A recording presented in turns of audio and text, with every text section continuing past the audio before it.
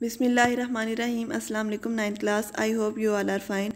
Today our topic is corrosion and its prevention. Corrosion means गलना, सड़ना, ख़राब होना. ठीक है.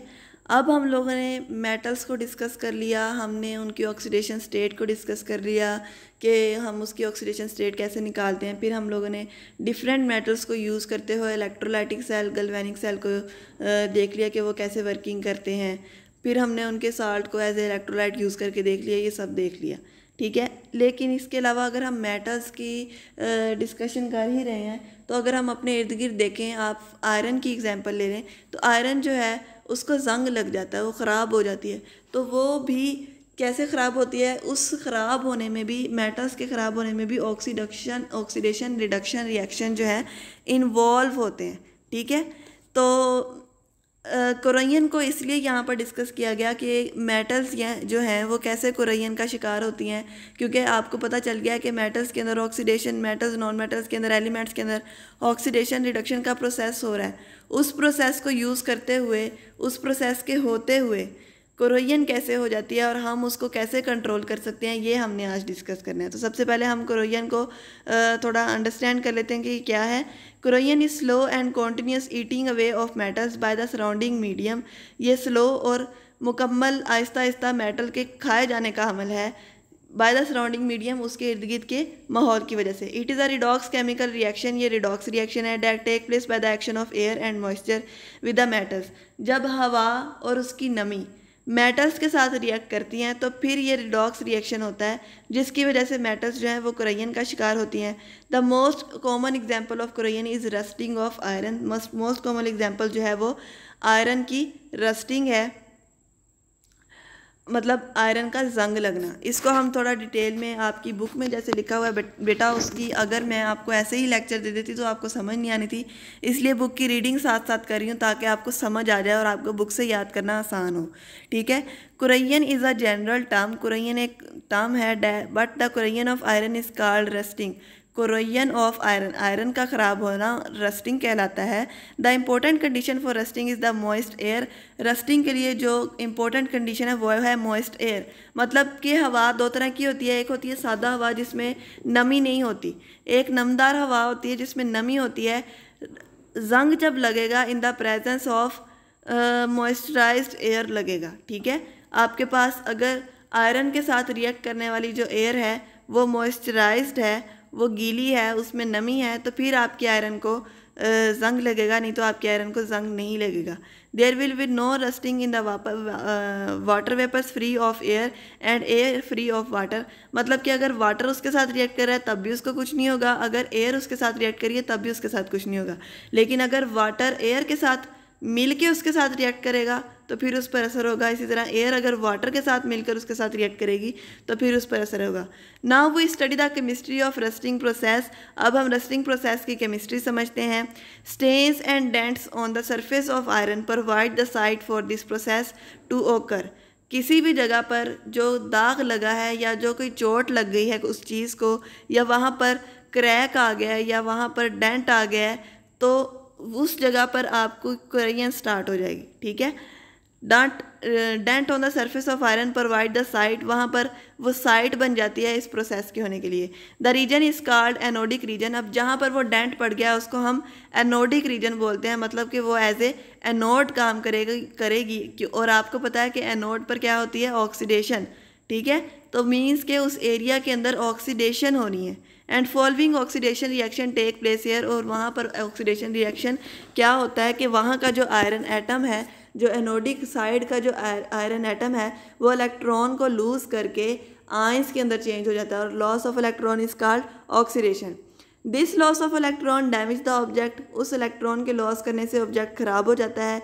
The free electrons move through the iron sheet. जो फ्री इलेक्ट्रॉन्स उसमें से निकले हैं वो आयरन शीट में घूमते रहते हैं until they reach to the region of relatively high oxygen concentration near the surface surrounded by water layer as shown in the figure.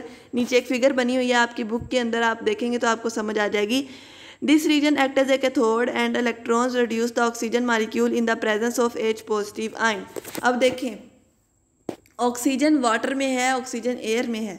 जब air with the moisture react कर रही है उस सरफेस के साथ तो वो इलेक्ट्रॉन आयरन सरफेस के ऊपर घूमते घूमते उस जगह पर पहुंच जाते हैं जहां पर ऑक्सीजन अवेलेबल थी। ठीक है, ऑक्सीजन कैसे अवेलेबल हुई? In the form of air with water vapours और विद मॉइस्चर।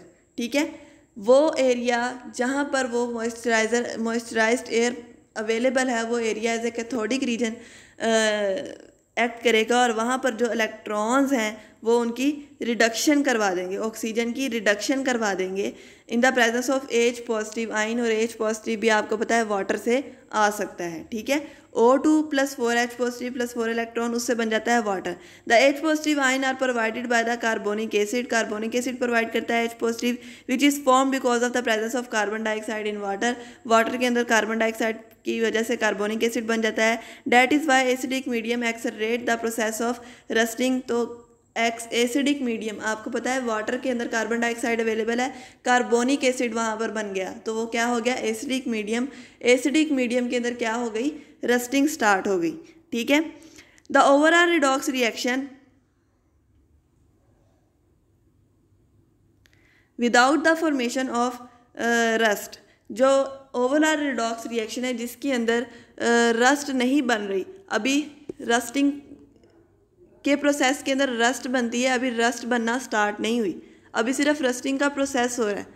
रस्ट बनना स्टार्ट जब होती है उससे पहले का रिएक्शन लिखा गया है। ठीक है, the Fe2 positive ion formed separate throughout the surrounding water and react with oxygen to form salt Fe2O3.NH2O which is called rust। वो फिर वाटर के साथ रिएक्ट करती है और क्या बनाती है? रस्ट बनाती है और इसको हम रिडॉक्स रिएक्शन बोलते हैं क्योंकि इसमें ऑक्सीडेशन भी हो रही है, इसमें रिडक्शन भी हो रही है। The iron and oxygen reacting with water form Fe2O3.NH2O और ये Fe2O3NH2O रस्ट का फार्मूला है, बहुत इंपॉर्टेंट है, बहुत बार MCQs के अंदर आता है what is the formula of rust. और MCQs के अंदर से आपने गैस करना होता है कि इनमें से कौन सा रस्ट का फार्मूला है, इसको आपने अच्छे से याद करना है। The rust layer of iron is porous and does not prevent further corrosion. वो पोरस होती है, मज़ीद कोरोजन को प्रिवेंट नहीं करती, जंग आगे से आगे लगता जाएगा। Thus the rusting continue until the whole piece of iron is eaten away। और तब तक रस्टिंग होती रहेगी जब तक सारे का सारा वहाँ पर मौजूद आयरन ख़राब ना हो जाए। ठीक है, next is does aluminium rust. हम लोग डिफरेंट मेटल्स की बात करें तो एलुमिनियम से रिलेटेड ये क्वेश्चन अराइज होता है कि क्या एलुमिनियम रस्ट करती है? Aluminium crores but it does not rust. Aluminium की कोरोजन होती है लेकिन उसकी रस्टिंग नहीं होती क्योंकि हमने डेफिनेशन के अंदर पढ़ा corrosion of iron is called rusting. तो एलुमिनियम की कोरोजन होती है, उनकी रस्टिंग नहीं होती। Rust prefer only to the iron and steel corrosion. Rust के अंदर हम सिर्फ आयरन और स्टील की कोरोजन को प्रेफर करते हैं। A very hard material aluminium oxide protect the aluminium from further corrosion. Aluminium oxide बन जाता है जब वो वाटर या ऑक्सीजन के साथ रिएक्ट करता है तो वो कोरोजन को रोक देता है। ठीक है, in comparison to that when iron corrodes it colour changes and produce large red flakes known as rust. जब वो आयरन के साथ रिएक्ट करता है तो लार्ज फ्लैकिस बन जाते हैं जिसको हम रस्ट बोलते हैं। इसी तरह एलुमिनियम ऑक्साइड के अलावा expanding and फ्लैकिंग of the rust expose new metal surface for the further rusting. Simple इतना सा फ़र्क है कि जब आयरन की कोरोजन हो रही थी तो आयरन की कोरोजन कंटिन्यू थी, लेकिन एलुमिनियम के अंदर एलुमिनियम ऑक्साइड की फॉर्मेशन की वजह से एलुमिनियम की कोरोजन जो है वो रुक जाती है।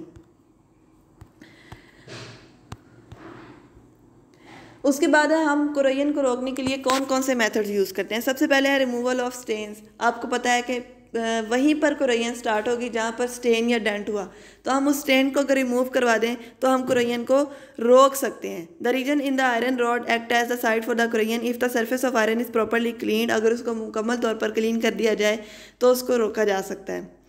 Next is paints and greasing. जिस जगह पर डिफेक्ट है वहाँ पर आप पेंट कर दें, ग्रीस कर दें, कोई ना कोई ग्रीस प्रोवाइड कर दें, इसको हम स्टेबलाइज़र बोलते हैं। जो हम मॉडर्न पेंट्स का जो कॉम्बिनेशन होता है उसको हम स्टेबलाइज़र बोलते हैं। स्टेबलाइज करना, स्टेबल कर देना उस चीज़ को।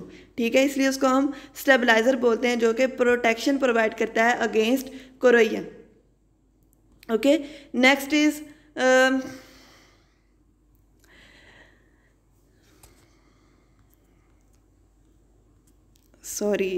Alloying. Alloy means mixture of different metals. जब एक या एक से ज़्यादा मेटल्स मिल जाएं उसको हम अलॉय बोलते हैं। Alloy is a homogeneous mixture of one metals with one or more other metals and non metals. जब वो एक या एक से ज़्यादा मेटल्स और नॉन मेटल्स के साथ मिलती है तो वो अलॉय बनाती है। Alloying of iron with other metals has prove to be very successful technique against rusting. इससे हम रस्टिंग को रोक सकते हैं।